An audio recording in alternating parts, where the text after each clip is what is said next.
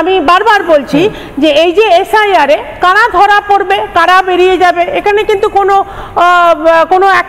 পার্টির এজেন্ডা এখানে নয়, বিকজ ইলেকশন কমিশন হচ্ছে স্বয়ংসিদ্ধ একটা আলাদা অর্গানাইজেশন যে তিনটে ক্যাটাগরির লোককে বাদ দিচ্ছে। এক নম্বর হচ্ছে মৃত ভোটার, মানে ডিএল রায় গান গাইতে গাইতে এসে এখনো ভোট দিয়ে যাবেন না, এটা এই আশঙ্কা থেকে ডেড ভোটারদের বাদ দেওয়া। দ্বিতীয়ত হচ্ছে যাদের মাল্টিপল আছে, যেমন তেজস্বী, সে চিৎকার চেঁচামেচি করে নাটক করে আমি ভোট দেবো কি করে, আমার নাম নেই অমুক নেই, ইলেকশন কমিশন দেখিয়ে দিল ভাই তোমার আরো আরেকটা ভোটার আইডি আছে তো এটা তো বাদ গেছে।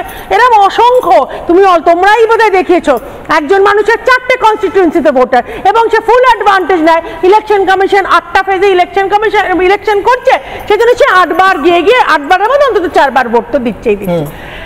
আরো আছে যারা বর্ডার ক্রস করে এসেছে, যাদের নিয়ে মমতা ব্যানার্জির এত আধিক্যতা, তারা একেবারে পরিষ্কার ইলেকশন কমিশন বলছে 2002 সালের পরে যাদের নাম ভোটার আইডিতে উঠেছে they are in question. And who among them are in question? যারা বর্ডার ক্রস করে এসছে, যারা রোহিঙ্গা হলেও হতে পারে।